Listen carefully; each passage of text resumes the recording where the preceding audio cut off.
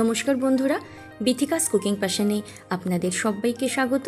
আজকে আমি আপনাদের সাথে শেয়ার করছি রুই মাছ দিয়ে বানানো দই রুইয়ের একটি রেসিপি। বানানো কিন্তু খুবই সহজ, লাগে মাত্র কয়েকটি উপকরণ। তাহলে চলুন দেখে নিই। এখানে নিয়ে নিয়েছি রুই মাছের 6 টুকরো পেটি, দিয়ে দিচ্ছি লবণ আর দিয়ে দিচ্ছি সামান্য একটু তেল। তেলটা দিচ্ছি এই কারণে যাতে ভাজার সময় একটু কম তেল ছিটকোই। সমস্ত মাছের পিসে লবণ আর তেল খুব ভালো করে মেখে নিচ্ছি।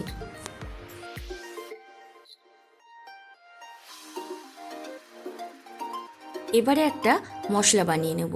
তার জন্য একটা মিক্সি জারের মধ্যে দিয়ে দিলাম পেঁয়াজ, লঙ্কা, আদা আর রসুন। সামান্য একটু জল দিয়ে মশলাটা বেটে নেব। একটা বোলের মধ্যে মশলাটা ঢেলে নিলাম। এবারে আর একটা মশলা করে নিচ্ছি। তার জন্য দিয়ে দিলাম কাজু বাদাম আর চারমগজ। সামান্য একটু জল দিয়ে এটাও আমি বেটে নিচ্ছি। কাজু আর চারমগজ বাটাও একটা বোলের মধ্যে ঢেলে রেখে দিলাম। উনুনে চাপিয়ে দিয়েছি কড়া, দিয়ে দিচ্ছি রিফাইন্ড অয়েল। তেলটাকে ভালো মতন গরম করে নিয়েছি। এবারে দিয়ে দিচ্ছি মাছের পিসগুলো। সমস্ত মাছের পিসগুলো দিয়ে দিলাম। এবারে একটা পিঠ ভালো মতো ভাজা হয়ে গেলে মাছগুলো আমি উল্টে দেব। এবারে সমস্ত মাছগুলো উল্টে দিচ্ছি। মাছগুলো ভেজে নেওয়া হয়ে গেছে, এবারে তুলে নিচ্ছি। মাছ ভাজার পরে যেই তেল ছিল ওই তেলের মধ্যে এবারে আমি দিয়ে দিচ্ছি 2টো তেজপাতা, একটা শুকনো লঙ্কা, আর দিচ্ছি দারচিনি, ছোটো এলাচ, লবঙ্গ, জয়িত্রী আর কতগুলো গোলমরিচ। ফোড়নটা সামান্য একটু নেড়ে নিচ্ছি। ফোড়ন থেকে যখন খুব সুন্দর গন্ধ ছাড়বে তখন দিয়ে দেব আদা, রসুন, পেঁয়াজ আর কাঁচা লঙ্কার পেস্ট। এবারে মশলাটাকে খুব ভালো করে কষিয়ে নিতে হবে। মিডিয়াম ফ্লেমে 5 থেকে 6 মিনিট ধরে মশলাটাকে আমি কষিয়ে নেব। এবারে দিয়ে দিচ্ছি ফেটিয়ে রাখা টক দই। টক দই খুব ভালো করে মশলার সাথে মিশিয়ে নিচ্ছি। এবার দিচ্ছি স্বাদ মতো লবণ, জিরে গুঁড়ো, ধনে গুঁড়ো, লঙ্কার গুঁড়ো।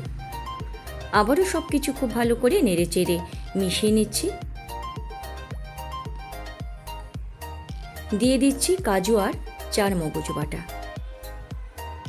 এবারে সমস্ত কিছু খুব ভালো করে কষিয়ে নিতে হবে 4 থেকে 5 মিনিট ধরে। মশলাটা খুব ভালো মতন কষানো হয়ে গেছে, দেখেই বোঝা যাচ্ছে মশলা থেকে তেল ছেড়ে গেছে। দিয়ে দিচ্ছি পরিমাণ মতো জল।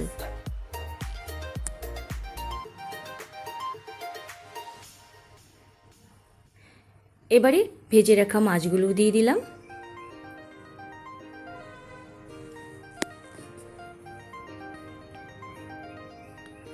ঢাকা দিয়ে লো টু মিডিয়াম ফ্লেমে 7 থেকে 8 মিনিট মতন রান্না করে নেব।